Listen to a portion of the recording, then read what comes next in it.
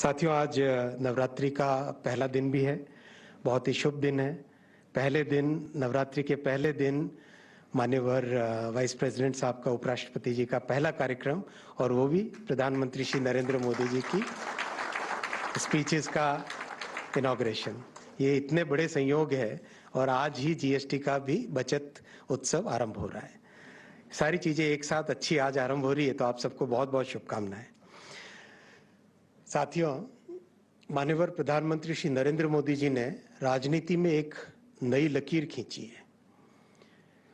बड़े समय से कई तरह के राजनेता आए, कई तरह के राजनीतिक विचार देश में आए, अलग अलग प्रकार की धारणाएं बनी।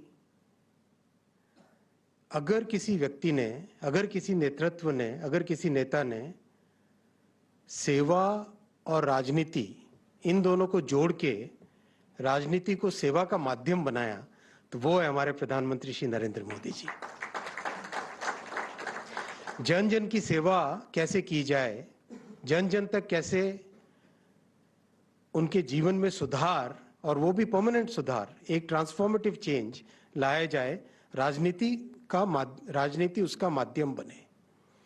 आपने देखा, बहुत लंबे समय तक जब भी कोई सरकार का कार्यक्रम बनता था, उस कार्यक्रम में चाहे पुराने समय की आवास योजना हो, पुराने समय के ग्रामीण विकास के काम हो, सब में एक बहुत छोटी सी शुरुआत होती थी। एक छोटा मोटा कुछ इधर कर दिया, कुछ फंक्शंस कर देते थे, कुछ ऐसा, एक तरीके से बैंडेड लगाने जैसा काम होता था केवल। मोदी जी ने उस पूरी विचारधारा को पलटा, एक बड़ा स्केल लेके आए। शुरुआत करते हैं अगर हम जनधन से। जनधन अकाउंट खोलने की जब बात आई, 54 करोड़ जनधन अकाउंट। पूरे यूरोप की जनसंख्या कितनी है? 45 करोड़। यूरोप की जनसंख्या और जापान की जनसंख्या अगर मिला दें 45 और 12, तो भी भारत के जनधन के अकाउंट उससे बड़े हो जाते हैं। इतने विशाल लेवल पे काम करना, 13 करोड़ घरों में शौचालय, टॉयलेट का निर्माण करना, पूरे जापान